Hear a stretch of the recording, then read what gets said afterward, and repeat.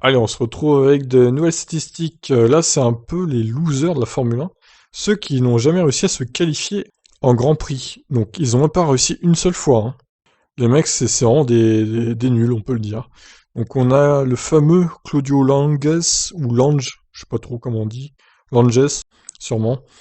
14 non-qualifications, et juste devant, Pedro Chavez, le fameux, que je ne vois pas qui c'est du tout, hein. Moi, Vincoloc, Joachim Vincoloc, c'est sûrement le père de Marcus, qu'on a vu en Formule 1 du coup. Donc 7 non-qualifs pour lui.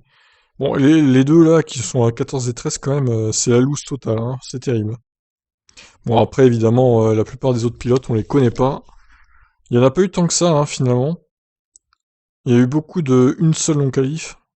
Ils ont jamais retenté après, du coup. Ouais, ça va Il y a 123 pilotes, en gros, dont le fameux Vincenzo Sospiri. Il avait pas fait de course, lui, c'est étonnant. Bah non, il a pas réussi à se qualifier. Donc voilà, j'ai rien d'autre à dire, hein.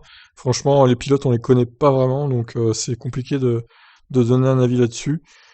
Voilà, bon, et c'est un peu le top 123 des losers de la Formule 1 qui n'ont jamais pu se qualifier à une seule course de leur vie. Quel échec. Bon, au moins, vous me direz, ils ont roulé en qualif quand même, mais ils n'ont jamais pu faire les courses, donc voilà.